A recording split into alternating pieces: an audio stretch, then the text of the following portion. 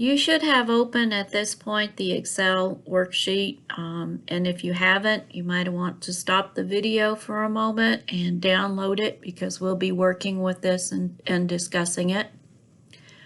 No work will be done at this point within this video. It's just an explanation of the worksheet and how the worksheet works.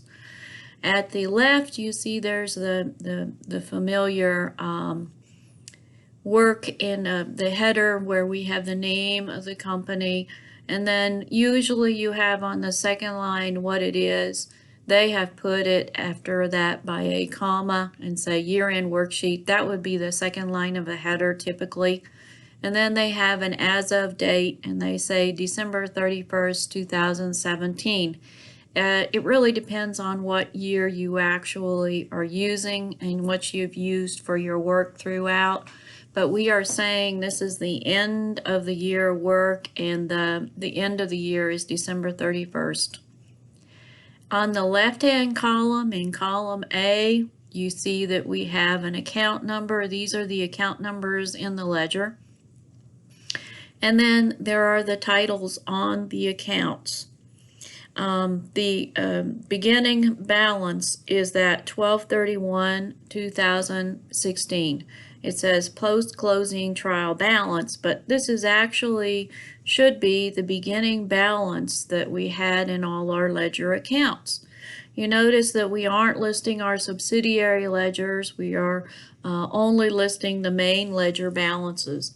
And I'm going to scroll down here a moment so that you can see that when we look at our revenues and expense accounts, those revenues and expense accounts are blank. That's because when we finished our cycle at the end of last year, we closed those account balances out. So the only account balances we started the year with were our balance sheet accounts that were within the ledger. And notice here in our totals that the two totals, the debits and credits, agree. So that's where we started. The next column is going to be where you are going to be adding your balances in your accounts. And this would be in columns E and F, and the debit and credit balances in those accounts as they stand today. When you work through this, however, I'll just let you know that since we have not closed out our revenue and expense accounts yet, and we still have balances in those accounts, you are going to see some values entered in these two columns. And this total down here will calculate on its own. And if for some reason you have a difficulty and you write over these columns, I think that the formula which is within these columns is simply a sum, and it's summing up the columns. These two totals need to be equal. Will not equal this, of course, because we have new transactions which have hit the accounts, but these two need to be equal. You can say, well, why are we doing this? Because this one over here is a post-closing trial balance, and it's after we have done all our work, and this is when we are really starting. In this case, it would be January 1st, 2017 balances. And then this over here is unadjusted. So why are we putting the post-closing and the unadjusted side by side? And the reason why we are doing that is when we look at our columns E and F, we should be looking at those account balances and comparing them to what we have in columns C and D. A business which goes forward from one time period to the next time period will have similar balances in accounts. So as you look through it, anything that looks odd will be a flag that perhaps there's some work that's been done within an account. You've posted something to the wrong account. You made some sort of a math error or something, and this is a flag. So whenever we end a year, our policy is to compare what we have here as before we do our end of year adjustments to what we had at the end of the year here. Now, the next columns I want you to consider all together. That's G, H, I, and J. They give you a line here, and this line, yes, it is quite helpful to look at that line, but it is not bold, and maybe it should be bold because in our unadjusted trial balance column, we have two columns for that, a debit and a credit. And for our year-end adjustments, we have 4. If you were to look at the green monster, the green monster does not have that ID number column for debit or the ID number column for credit. So there is a difference in between looking at the green monster and looking at this electronic version, the Excel version of it. When we do our adjustments, these adjustments that are going to be entered here in these columns will have a debit and a credit. This column here and this column here are the way that we keep track of our debits and credits.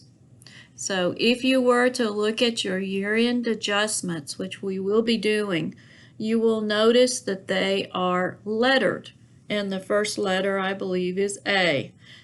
So when we do our debit and our credit, our journal entry for the adjustment, which is going to be described in our year-end work, you would put an A by the debit amount and an A by the credit amount, and you would put your debit in the proper account. So you would go down this column, and if it happened to be cash, you would put it here.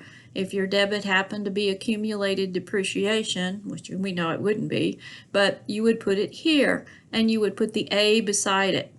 Now when you get to the credit, you likewise would find the account over here where you're going to put the credit. You would go across, put the A in this column, and then you would put the amount beside it if it were, say, for notes payable. Highly unlikely that A is for that, but this is just an example. Now as you're working, you should have this unadjusted trial balance, and by the way, we call it unadjusted, but we notice that we have done some adjusting entries for monthly work. We just haven't done the adjusting entries for yearly work yet. As you're working, when we get to the bottom of this column, column E and F, as I said before, we want those to be equal. If you would do this first step and you find these are not equal, you need to review your work. Make sure that you added your totals and got your total balances right in your ledgers. If you can't find the error, let me know.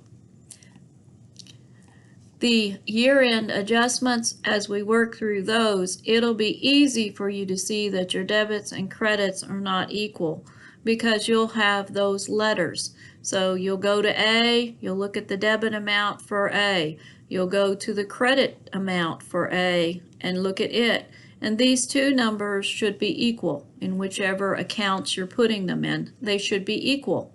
So it'll be easier for you to find an error in your year-end adjustments than it will be for you to find an error over here, and that's anticipated.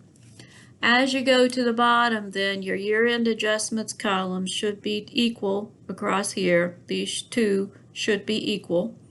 This is again a calculation with an Excel. You do not have to do that. In the green monster, you would have had to go to a calculator or perhaps input the numbers into Excel and add everything up somehow. Now, the next columns, after we do our year-end adjustments, which we will be doing together, these columns over here in K through P are calculated, and if you were to click on one of those and look at the formula, you would understand how the formula is calculated. So, adjusted trial balance here, as long as you put an amount over here in this column, this amount will automatically update for the debit or credit that's made to give you a new balance. And you're going to see that as we work through it. Likewise, the credit will update. I'm going to caution you a bit right now because when you go through your work over here in your unadjusted trial balance, when you go to your allowance account, be sure that you record it in the proper column here. I know that when you look at it, you're going to say last year it was 3250.81 as a credit. This year I get some debit amount. Should I put it over here as a credit or should I put it in the debit column? It will go in the debit column because that's what your balance will likely be.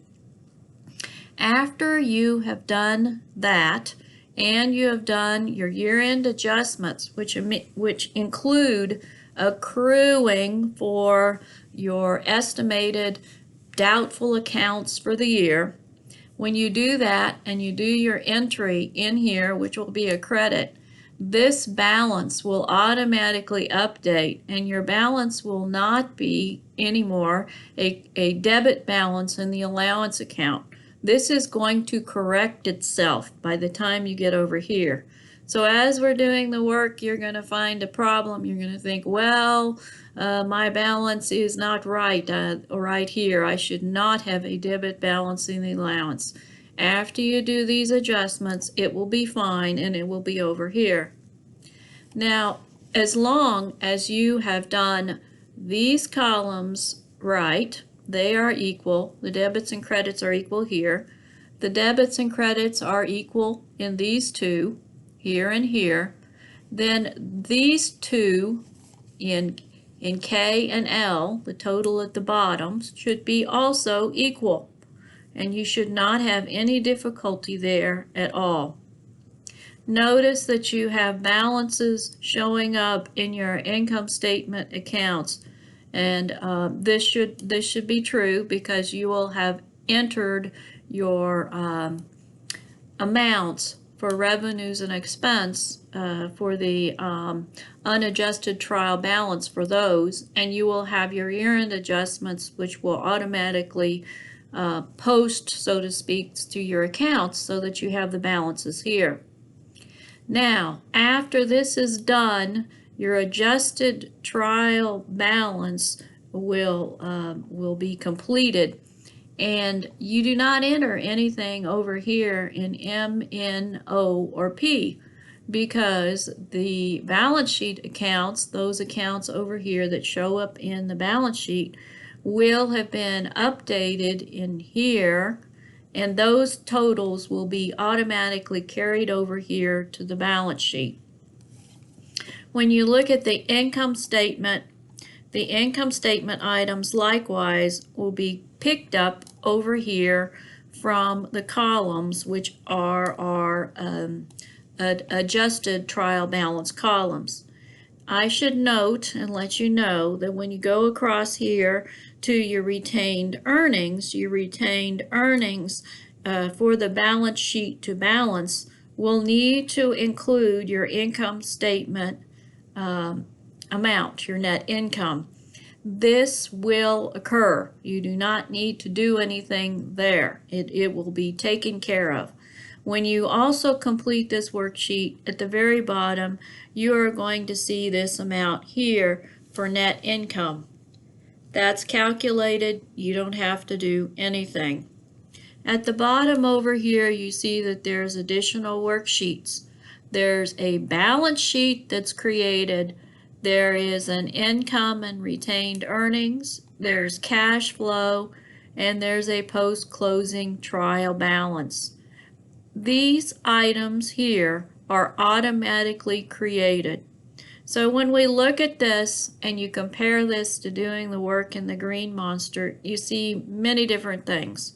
There would be a tremendous amount of work involved in you going through and making sure that everything is totaled up properly. There would be work involved in going across and getting your proper totals in the adjusted trial balance, income statement, and balance sheet. However, if you're using Excel like this, it's automatically updated. And then the other thing to note is all of these other worksheets are created based upon this Excel file.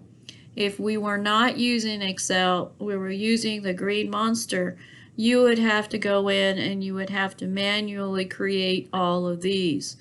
So by using Excel, you cut your time. I don't know if it's 1/2 or 1/4 or 1/10.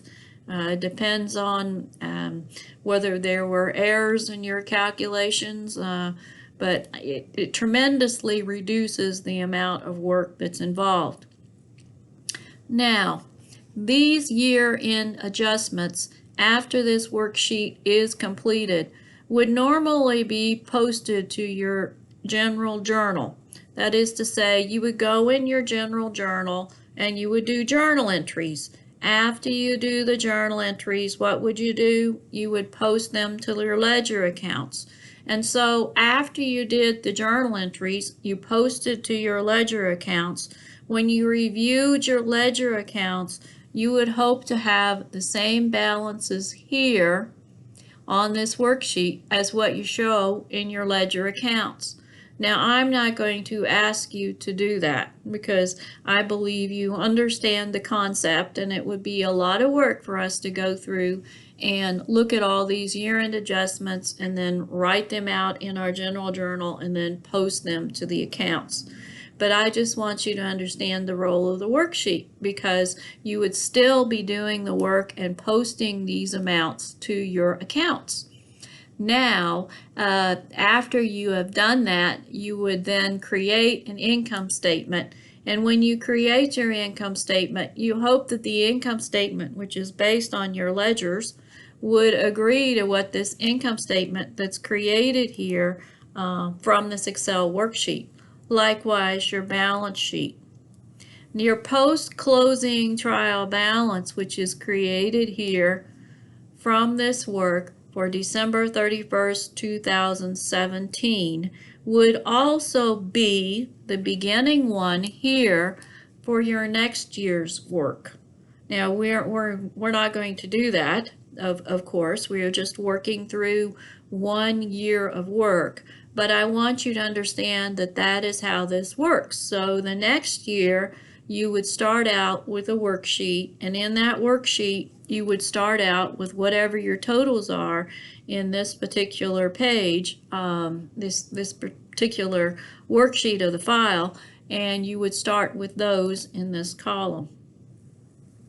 I'll be asking you then to post things, and when we talk about our adjustments and we start beginning our work with the adjustments, you will be using, of course, columns G through J, and that is all. Do not make any changes. The warning again is don't make changes in K through P. Do not make changes in these other worksheets, which are listed down there. They automatically update. If you have a problem and for some reason when you're entering the amounts, you go down here and you accidentally go over these cells, including the net income cell or the totals here, go back to the original file, look at the formula, copy the formula over into these cells, and you should be fine. I would suggest that if you make errors, however, over here, and you make errors in K, L, M, N, O, or P, that is to say, you accidentally put some values in here, it is often easiest to just download again. You say, well, it's a lot of work. I got to do a lot of work. I got to enter all these numbers again. No. Save the file that has a problem. Save the file that has a problem and call it problem or something so you can keep it separate. Then go in and copy the amounts in these columns into your new downloaded file. And if you've already put your adjustments in, copy those from the problem file into the newly downloaded file. Now, save your newly downloaded file as correction or something so you can know which one it is, and you should be fine. you should be fine. So you will not have to start all over again. Just copy the appropriate things over. The formulas, you get into the formulas when you get into these cells over here in K through P. It's simply very difficult to make corrections to the formulas once they have been altered. Again, this is a little bit of a challenging job. I think the worst part of it is probably in columns E and F, because if your columns E and F, debits and credits, are not equal, that's when you need to send me an email and we'll start working on it and figure out where the problem is. Other than that, as we go through our work, I think this is going to be evident to you how we complete the adjustments and how we do the adjustments within a worksheet.